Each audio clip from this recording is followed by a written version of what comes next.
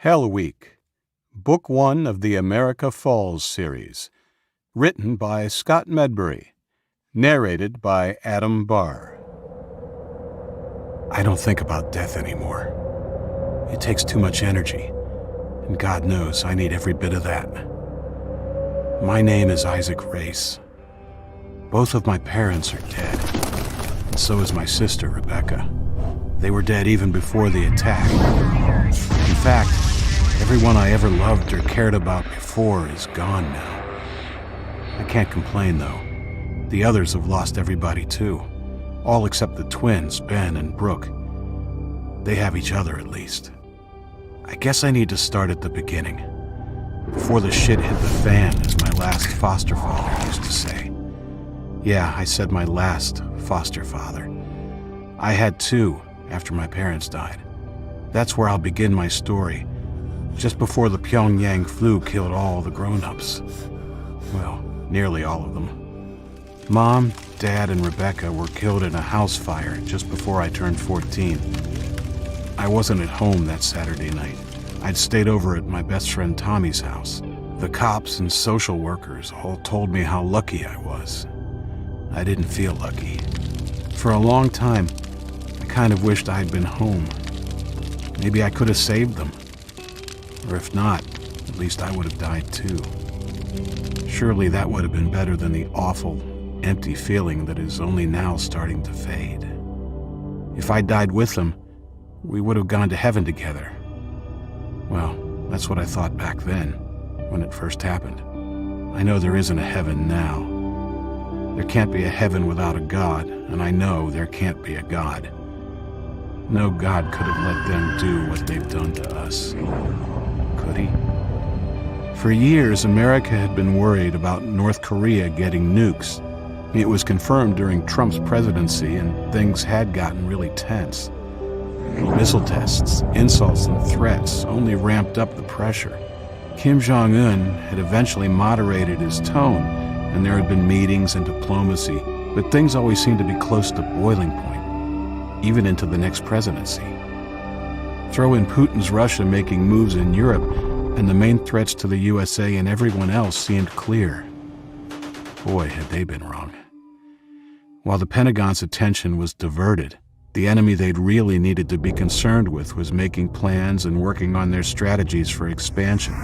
It had suited them perfectly for North Korea and Russia to keep stirring the pot, keeping all the attention off them. None of it really matters now, I guess. What happened, happened, and we're the ones left to deal with the consequences. And all too frequently, that consequence is death. Just look at Sarah. She was the first that Luke and I found. She was a good kid, and only just beginning to come out of the shell she'd retreated into after Hell Week. The dogs got her. A pack had been stalking us for a few miles. They were hungry and mean. I'll never forget her screams. We shot 3 of them, but not before they'd nearly torn her arm off. But I'm getting ahead of myself. My world changed 2 years before everyone else's did too. Dad didn't arrive to pick me up from Tommy's at 10 a.m., the arranged time, on the Sunday morning. I called home at 10:30 to see where he was, and all I got was the shrill beep, beep, beep of a busy signal. Mr. Benson asked me what my dad's cell phone number was, but I didn't know it. "I'm sure he won't be much longer," he said, almost managing to mask his annoyance. Tommy and I went back to his room to play Xbox while we waited. When 2 hours passed with no word, the Bensons gave me some lunch.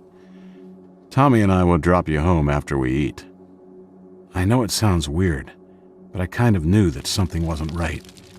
I'd had a strange feeling all that morning, a sense that something bad was going to happen. I didn't know it then, but it had already happened. When Mr. Benson turned onto our street, I knew before I saw them that there would be fire trucks. I don't know how, but I did. Sure enough, there they were, impossibly red on that bright, sunny, horrible afternoon. My house was a blackened pile of rubble. the remains of a rotten tooth and the perfect smile of big, neat houses that lined our cul-de-sac. Mr. Benson said the F-bomb under his breath and ran a hand through his thick hair. That word would normally have elicited sniggers from Tommy and me. Not that day. I think I was already in shock, and even Tommy had been stunned into an unusual silence. Mr. Benson was saying something to me when we pulled up. I didn't hear, though. The rushing sound in my head drowned everything out. I didn't want to open the door.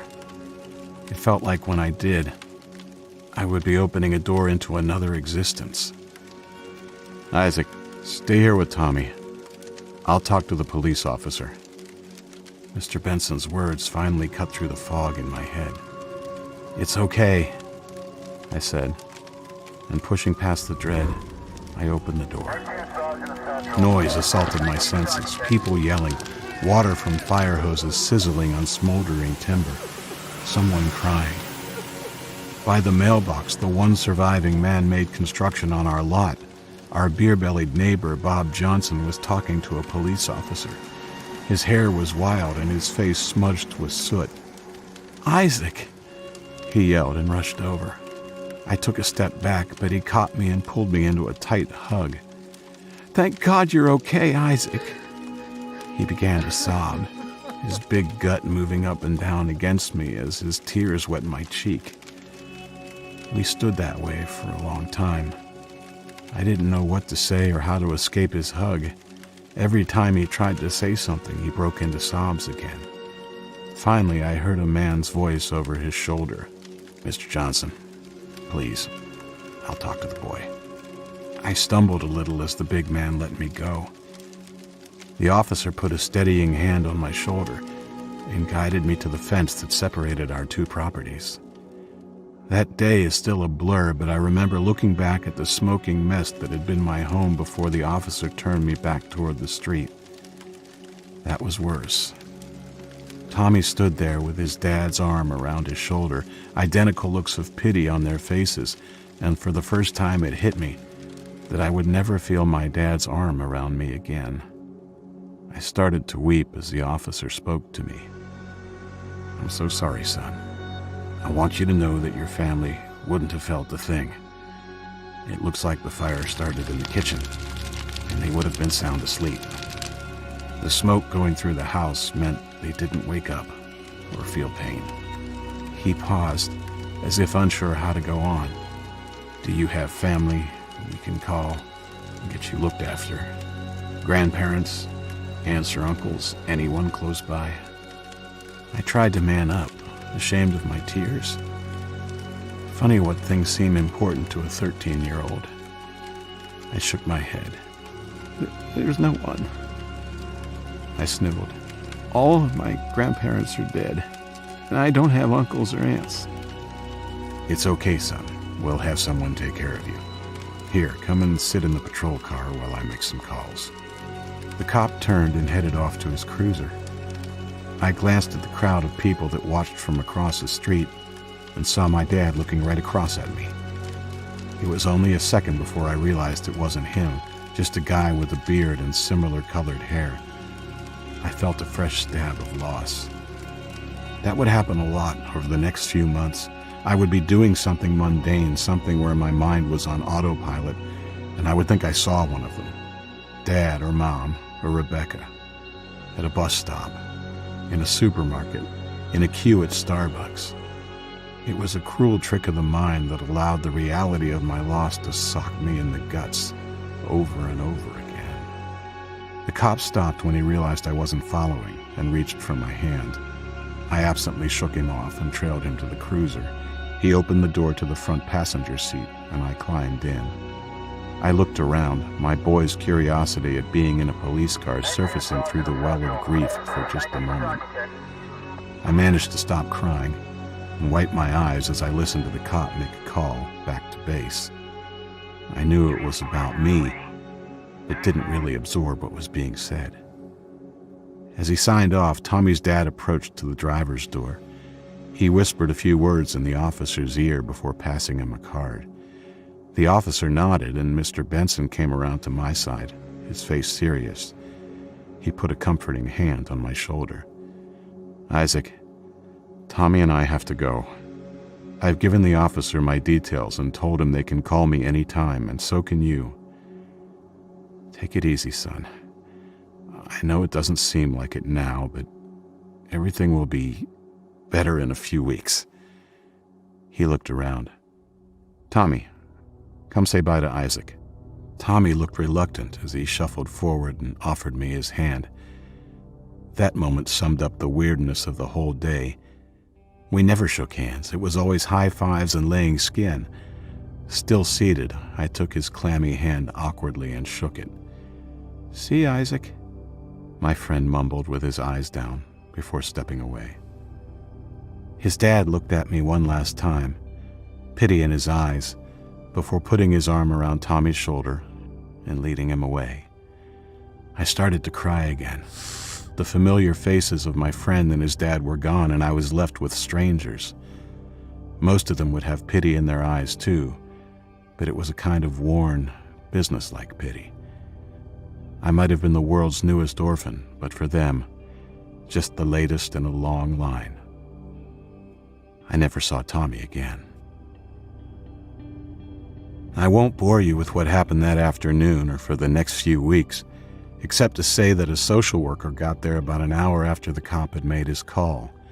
Margaret, I don't remember her last name, was about my mom's age, but with the horn-rimmed glasses and dowdy clothes she wore, she looked much older. She was kind and somehow made me feel better as she drove me to the halfway house.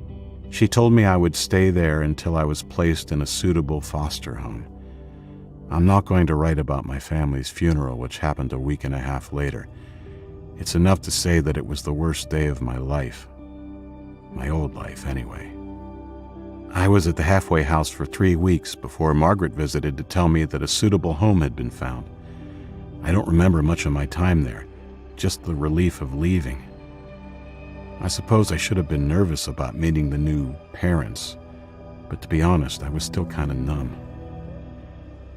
The Pratchetts lived about 30 miles away in a neat brick bungalow. When we were introduced, Mr. and Mrs. Pratchett insisted I call them Randy and Jenny, but as her husband saw Margaret out to her car, Mrs. Pratchett put her arm around me. "You can call me Mom if you want to," she whispered. It was insulting and insensitive, even if she was trying to be kind, but I didn't even get angry. At that time, not much seemed to get through. Randy and Jenny were in their early 30s and didn't have any kids of their own. At first, they seemed okay. They had a nice big house and put me in a huge bedroom with its own flat-screen TV, the latest PlayStation, and a computer. Jenny had shown me the room with a flourish, but with my loss still raw, I wasn't able to do more than say thanks in a flat tone. I know I was still grieving for my family at that stage, but from the start, there was something I didn't like about Randy. He seemed too good and wholesome to be true, almost as if he was playing a role in a family movie. Still, it was hard to put my finger exactly on what it was. One night, about a week after I moved in, he confirmed the bad vibe. I could tell instantly something was not right when I sat down at the table for our evening meal. He stumbled in from the living room. Jenny was unusually quiet and barely looked up from her plate as we began eating.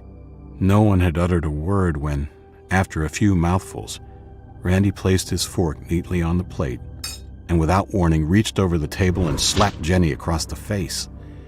Jenny began screaming. No words, just screaming.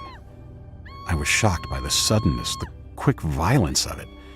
I sat with my mouth open, my mouth full of mashed potato in danger of spilling out. Then he stood and slapped her again, harder this time, across the other cheek with the back of his hand. Jenny stopped screaming. She held her face in her hands and began sobbing quietly. I was stunned. I had only ever seen behavior like that on TV. My mom and dad had arguments, of course, but he had never raised a hand to her. Randy noticed me staring at him open-mouthed. "What are you looking at, you little shit?" he yelled at me, flecks of spit flying off his lips. He glared at me, but I wasn't scared. I think something was, and still is, broken inside me. I stared right back at him, not dropping my gaze from his bloodshot eyes, and finished chewing my mashed potato. I guess it freaked him out. Eventually, he broke eye contact and called me a foul name under his breath before standing up and kicking over his chair. I think that was the first time I realized that bullies, no matter how old they are, thrive on fear, and if you don't show it, and then have the audacity to stare them down, they back right off. Most of the time, anyway. He stalked across to the kitchen counter and snatched up his keys before storming through the door into the hallway. I heard the front door slam a few seconds later, and then the sound of his car starting. I put my hand on Jenny's arm. "It's okay, he's gone. Are you all right?" My heart went out to her. Maybe I wasn't totally numb. Livid marks marred her pale cheeks and her eyes were filled with pain. I'm pretty sure it wasn't just physical pain. She smiled bravely and grasped my hand. "Look at you. You're twice the man he is, and you're only 13. I'm so sorry you had to see that." "It's okay." We ate the rest of our dinner in silence. It was back to the halfway house for me the next day. Jenny had called the social worker first thing the next morning. "Sorry, Isaac. I guess I thought having a kid in the house would change him." I was worried for her, but she assured me she would be okay. She was packing her things and leaving Randy as soon as I had gone. She hugged me when I left, and I hugged her back just as hard. "Take care, Mrs. Pratchett. Jenny. Thanks for trying." Margaret, my social worker, was apologetic in the car. "I'm sorry, Isaac. Sometimes even with all the background checks and interviews we do, the bad ones slip through the cracks." 9 days later, she took me to meet the Fosters. I didn't have much of a sense of humor at that point, or I might have found that funny. Fostered by the Fosters. Unlike the Pratchetts, I liked them both right away. They were older than Randy and Jenny and had been fostering kids for a long time. Their last foster son had just turned 19 and left for college a month before. They had an empty house and were ready to take on a new kid that needed a break. That kid happened to be me. I have to admit that as time went by, my numbness turned to resentment. Resentment at the world for taking my parents away. It shames me now, but some of that angst was taken out on the Fosters. I'd act out, get into trouble at home and at school. To their credit, they always accepted the place I was in and worked hard to make sure I knew that they'd be there for me. Slowly, I started to come around, and by the end, literally the end, we were getting along really well. So much so that I was almost beginning to think that I had found a new place to belong. Alan Foster was a retired postal worker, and despite any rumors or jokes that you may have heard about postal workers and their anger issues, let me tell you, Alan was one of the most mild and patient men that I've ever met. He was silver-haired and soft-spoken, and what I remember best about him was his quiet strength. Eleanor had been the stay-at-home mom for those before me and had a patience and calmness that complemented Alan. Sometimes I wonder if it hurt her, how few of us ever actually called her by that title, Mom. I know I never did, not when she could hear me at least. I spent over a year and a half with the Fosters in a town called Fort Carter. I started at Fort Carter Junior High while I was still dealing with the death of my parents and the hole that their loss had created inside of me. I had few friends at school. I pretty much kept to myself in the lunchroom and during breaks, and rarely spoke up in class unless I was called upon. The other kids thought I was weird, and to tell you the truth, I think most of the teachers did too. I ended up spending a lot of time in the school counselor's office. Mr. Jennings tried to break into my shell, and I resisted with all of my might. I had to admire his tenacity, though. I think he wanted to help me just as much as the Fosters did. One of the few joys in my life was Kung Fu. I took it up at Alan's insistence, and it was the best thing I could have done. I took to it like a toddler to ice cream, and before long I was going 3 nights a week. I attained my black belt within a year and even competed in the Rhode Island State Championships. Not only was it a good physical outlet for me, I look back now and see how much it did for my mental discipline too. All in all, things were good and getting better. It was the middle of October when I recall first hearing that something was amiss. I had helped Eleanor clear up the supper dishes and wandered into the living room where Alan watched the news each evening. As I did so, I noticed the banner across the bottom of the screen, alerting the viewers of a special report. And now some breaking news out of North Korea, Sarah Mulligan, the Channel 7 News co-anchor, was saying. Tom, we're getting reports of a flu-like disease that is sweeping the nation of North Korea, Tom Dallard said, taking over from his on-air partner. Preliminary reports suggest that as many as 1 million Koreans in the Pyongyang region have fallen ill with this mystery virus over the last few days. The North Korean government has closed their borders even tighter than they normally are, and their leader has not been seen in public in over 48 hours. Their government news agency has remained silent on the issue of the disease. Experts here in the U.S. believe that casualties could be in the thousands. He paused, looking at his notes and then off to one side, before looking back to the camera.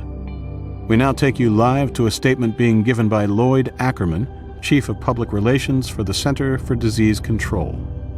Doesn't look good, muttered Alan, as we watched the camera cut away to a shot of a tall man standing behind a podium bearing the circular CDC emblem. I focused in on what Dr. Ackerman was saying. Isolationist policies make it hard for us to get accurate, real-time information on this outbreak. At the same time, those policies seem to be containing the outbreak to North Korea itself. At this point, all we know is the disease appears to be a fast-acting form of influenza. Symptoms develop rapidly after exposure, and in many cases, fatality occurs within a few days. Again, because of the nature of dealing with information from North Korea, we do not know the exact fatality percentages or the rate of infection. At this time, we are coordinating with the FAA and the Department of Homeland Security to ensure everybody flying into the United States from East Asia will be quarantined for 24 hours after arrival to ensure that symptoms do not develop. We do not think there is a clear and present danger to the people of the United States at this time, but when dealing with a disease such as this, the situation is always fluid and can change at any time. I'll now take a few questions from the press. He pointed to a reporter in the crowd in front of him. How bad is this going to get, Doctor? Well, it certainly seems that there is a real mystery to this one. Flu season in Southeast Asia had been relatively good this year, so it is worrying that it seemed to come out of the blue hard and fast, Ackerman replied. Whether it turns out to be something less dangerous than originally thought, like the infamous swine flu, is unknowable at this time. While that outcome is something we can all hope for, I think it would be wise to look at this as if it were the worst-case scenario until proven otherwise. And if that is the case, then yes, it is going to be bad, possibly very bad. Based on some of the reports coming out of North Korea, we could be looking at something as virulent as the Spanish influenza, but as I said, that is pure conjecture at this time. He motioned to another reporter, but Alan switched off the television before the question came. I often wondered later if Dr. Ackerman lived long enough to realize just how much his worst-case scenario had underestimated the flu that was, unbeknown to the rest of the world, decimating the North Korean adult population. Do you have any homework, Isaac? Alan asked from his recliner. No, sir, I replied. It was a lie, but a small one.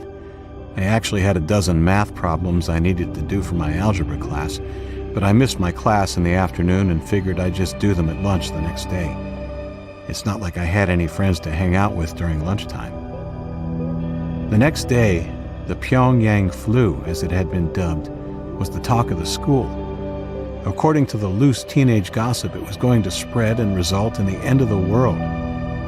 Bernie Bova, my lab partner in physical science, wouldn't shut up about how it was a government conspiracy and that President Riley had finally had enough of Kim Jong-un, his bad haircut, and his constant threats of nuclear war. Telling you, man, it's biological warfare. We're taking those bitches down. At the time, none of us knew how close to the truth he actually was, although we got the source of the attack wrong. That sort of talk went on for a few days, while news stories lingered on the evening news and in the papers. But then, like all news stories without a direct effect on the majority of Americans, they petered off, aided by the fact that the North Korean government had virtually sealed off their country. Not only the borders, but also all telecommunication, media, and internet. Within a couple of weeks, there was nothing besides the occasional mention, regularly recycled stories, and speculation on the 24-hour news channels. Going about my daily life, I heard no news about the Pyongyang flu for nearly 2 whole weeks. Then on Halloween Day, the Chinese government announced that they were sending an expeditionary task force over the border into North Korea. Communications from the North Korean government had by then ceased, and the American military had announced that their satellites were currently detecting little or no evidence of life. This essentially meant no movement of vehicles or transport, no communications, and little evidence of population in over 2 weeks. With this deafening silence hanging over North Korea, the Chinese had the support of the United Nations. Even our government, long critical of China's inaction when it came to North Korea, but also wary of their expansion in the Pacific, approved. Everybody wanted to know what had transpired there. Halloween didn't really mean a lot to me. I had never been much into candy, and at nearly 15 years old, I felt that I was a little bit too old for trick-or-treating, even though Eleanor tried to talk me into it. I refused, politely of course, and spent the evening watching CNN's live updates of the Chinese expedition with Alan. The Chinese government was very forthcoming with what they were finding, releasing video footage to their own and Western news outlets, but drawing the line at a live feed. I had to suppress shudders watching the recorded video footage from the helmet cams of the Chinese soldiers. They were marching through a wasteland. Something like 96% of the adult population had succumbed to the infection. Children appeared to be unaffected, but the report showed them being rounded up by soldiers and transported to camps where the Chinese government assured the world they would be cared for until a long-term solution could be found. No one in the scientific community could explain why children seemed to be immune to the infection, although there was some wild speculation. While they were physically unaffected by the flu, being left to their own devices, alone and unsupervised, had not been kind to them. The first groups of children filmed seemed wild, almost feral, and I remember wondering how they could have fallen so far in such a short period of time. Watching them, some snarling and spitting at the soldiers, others staring dumbly, I was reminded of Lord of the Flies. The novel by William Golding is about a group of kids shipwrecked on an island with no adults. Left to their own devices, with little chance of rescue, the children's descent into savagery had been quick and not at all pretty. Perhaps Golding's fiction was pretty close to the mark. Within a day or so, the Chinese government's willingness to share information dried up. They occupied North Korea with a sizable force and declared it a quarantine zone. Their president, only in the job for less than a year and known for his aggressive politics, assured the world that their scientists were hard at work studying the disease and would reveal their findings when the study was complete. Needless to say, a diplomatic crisis ensued. Neither South Korea nor the U.S. was happy with China's forces crossing into North Korea, and the president ordered our Pacific Fleet into international waters off the coast of South Korea. For a few more days, the Pyongyang flu and the devastation of North Korea, along with the huffing and puffing and possibility of war, was on everybody's minds. But eventually it slowly faded once more. Deals were done, and China agreed to allow UN forces on the ground in NK. The normal reactions to a horrendous human disaster played out. Celebrities cried on TV and criticized the president for not offering more money. Politicians pledged to push through relief packages, and the conspiracy theorists threw their unsubstantiated theories around with wild abandon. Again, as the news cycle churned and it stopped being front and center, the celebrities and politicians moved on to their next pet cause, and North Korea and the Pyongyang flu faded from most people's minds. Nobody seriously suspected then that the Pyongyang flu was anything more than a terrible pandemic that science would soon tame, as it had done many times before. The fact was, besides the conspiracy theorists, nobody was even close to the truth, that the infection of North Korea was a trial, a dry run for the real deal. NK's isolationist policies had made it the perfect petri dish, and soon enough, the results of that experiment would be used to irrevocably swing the balance of power in the world.